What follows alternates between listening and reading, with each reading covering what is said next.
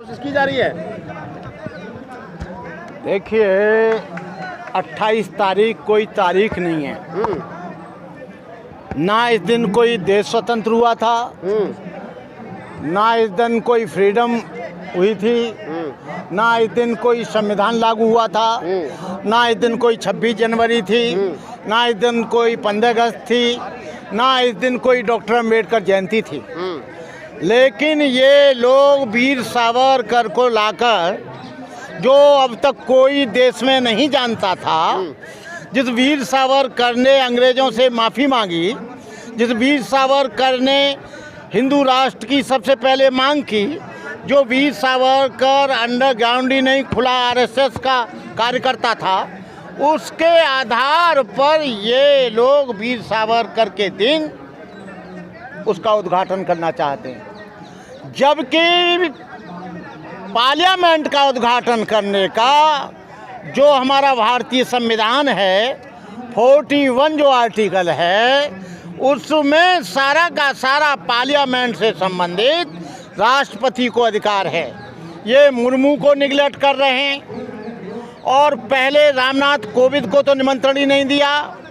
ये इसलिए कर रहे हैं क्योंकि ये पूरे जोर तोड़ से हिंदू राष्ट्र की मांग करने के लिए हिंदू राष्ट्र की 28 तारीख को पूरी तरह से स्थापना करेंगे।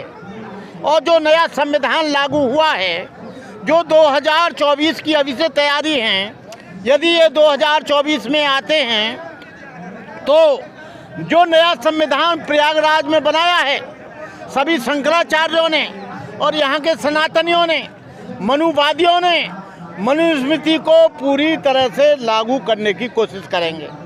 और उसका इम्प्लीमेंटेशन करने के लिए इन्होंने क्या किया है कि पूरे देश में कथावाचकों को कह दिया है कि तुम राम फाम की कथा छोड़ो, कृष्ण की कथा छोड़ो, तुम केवल ये प्रचार करो कि भारत जो है हिंदू राष्ट्र बनना चाहिए।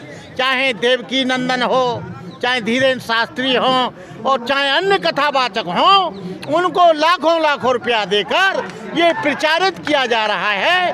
उनको पूरा आइडियोलॉजिकल पूरा का पूरा उसे प्रोपोगंडा किया जा रहा है कि हिंदू राष्ट्र बनना चाहिए। लेकिन मोदी जी, आपने देखा होगा नेपाल का हाल, आपने देखा होगा जब तक वो हिंदू राष्ट्र रहा वो भिखारी बन गया था। उसका कोई भी सड़कें नहीं थी, उसके पास कोई संसाधन नहीं थे, उसके पास कोई यातायात के साधन नहीं थे, उसके यहाँ कोई खाने पीने का साधन नहीं था। जैसे ही वो हिंदू राष्ट्र से अलग होकर उन्होंने डेमोक्रेसी लाए और वहाँ पर लोकतंत्र हुआ, आज चाइना हाथ बढ़ा रहा है, अमेरिका हाथ बढ़ा रहा है, फ्रांस मदद दे रहा है, इटली मदद दे रहा है, बांग्लादेश मदद दे रहा है। अरे तुम हिंदू राष्ट्र बनाकर केवल सिकुड़ना चाहते हो और इस देश को खंड खंड करना चाहते हो तो कर दो। जब यहाँ पर कोई मुस्लिम राष्ट्र की बात उठाता है तो उस पर एनएसए लगाकर, देशद्रोह का मुकदमा लगाकर बंद करते हो। खालिस्तान की मांग उठाता है तो उसको खालिस्तान के नाम पर उसको बंद करते हो। लेकिन धीरेन्द्र शास्त्री सालों से चिल्ला रहा है, तमाम लोग चिल्ला रहे हैं, ये लोकतंत्र के विरुद्ध और संविधान के विरुद्ध काम कर रहे हैं। इनको तुरंत एनएसए लगाकर इनको जेल के सींचों में डालना चाहिए। ये आप कह रहे हैं कि जेल में डालना चाहिए। सवाल वही खड़ा है कि अगर वीर सावरकर के जन्मदिन पर क्या नाम है नई पार्लियामेंट का उद्घाटन हो जाएगा तो उसमें दिक्कत क्या है? हिंदू राष्ट्र अगर बनाने की वो बात कर रहे हैं, अगर आप कह रहे हो कि धीरेन्द्र शास्त्री जैसे लोग घर घर जाकर के प्रचार करें, तो आप भी तो कर रहे हो, आप भी तो कह रहे हो कि लोकतंत्र होना चाहिए, आप भी तो कह रहे हो संविधान होना चाहिए। वीर सावरकर के नाम से हो जाएगा। वीर सावरकर कोई ऑथेंटिक इंडिया के लिए अथॉरिटी नहीं है। और दूसरा, यदि वो हो जाएगा तो हिंदू राष्ट्र बन जाएगा, और हिंदू राष्ट्र बन जाएगा तो मनुस्मृति लागू हो जाएगी, मनुस्मृति लागू हो जाएगी तो यहाँ पर शूद्रों के पीछे झाड़ू होगा, आगे हाड़ी होगी और यहाँ की स्थिति जातिगत आधार पर विभाजन हो जाएगा काम का। इसलिए हम कह रहे हैं लोकतंत्र बना रहने दो, यहाँ पर अपनी मर्जी से हर एक व्यक्ति की अभिव्यक्ति चलने दो। फिर तो यहाँ आदमी की अभिव्यक्ति को दबा दिया जाएगा, फिर तो यहाँ की स्वतंत्रता को मार दिया जाएगा। जो संविधान में समता, स्वतंत्रता, भाईचारा है वो खत्म हो जाएगा, डेमोक्रेसी खत्म हो जाएगी, लिबर्टी खत्म हो जाएगी, इक्वलिटी खत्म हो जाएगी, सोशल ऑर्गेनाइजेशन खत्म हो जाएंगी। क्या बात करते हो? नहीं तो आपको हिंदू राष्ट्र से क्या दिक्कत? अगर हिंदू राष्ट्र बन जाएगा, आप अपने आप को हिंदू नहीं मानते क्या? हम तो अपने आप को हिंदू नहीं मानते, हम तो बुद्धिस्ट हैं। आप कहो मुसलमान से कि आप अपने आप को मुसलमान मानते, हिंदू मानते कि नहीं? अरे वो कुरान में आस्था रखता है, अल्लाह में आस्था रखता है, उसका धर्म अलग है, मेरा धर्म अलग है, मेरी विचारधारा अलग है, उनकी विचारधारा अलग है। कैसे कह रहे हो तुम? ईसाइयों को भी कह दो वो भी हिंदू है, मुसलमानों को भी कह दो हिंदू है, सिखों को भी कह दो वो हिंदू है। और ये हिंदू बेटियां बैठी हैं, ये क्या मुसलमान हैं? नहीं, जाट हैं।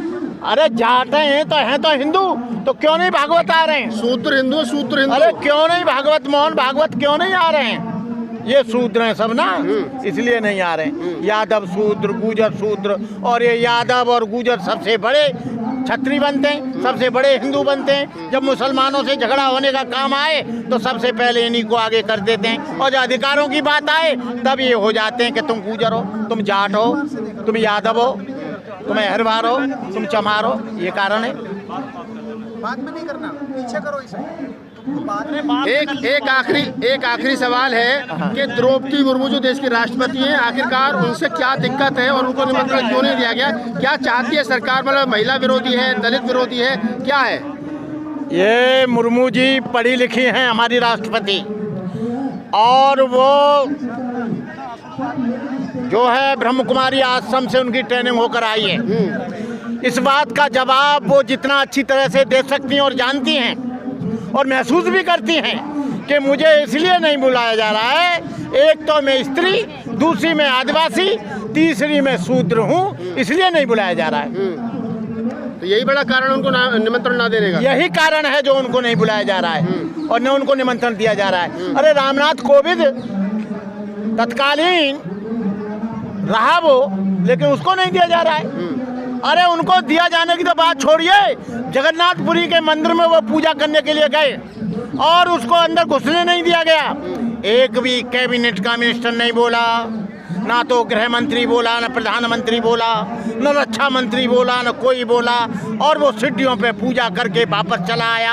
अरे लानत है ऐसे राष्ट्रपति पद को, ऐसे जहाँ सम्मान न हो। Self respect is more important than matter gain our struggle for self respect. Doctor Ambedkar ने कहा था कि हर पद सम्मान के सामने छोटा है, लेकिन ये लोग जाने कहाँ से पकड़ लाते हैं, कहाँ से मुर्मू को ले आए कोई नहीं जानता था, और कहाँ से ये ऐसे लोगों को लाते हैं कि हम कोई भी रिजोल्यूशन लें, चाहे एट्रोसिटी एक्ट का लें, आरक्षण को ख़त्म करने का लें, चाहे जाटों को सताने का लें, चाहे हम जाटों का विरोध करें, चाहे हम गुजरों का विरोध करें, उस पर आंख मीच कर सिग्नेचर कर दो भैया, हमारा काम बनता है। इस कैसी मिजाज जनता।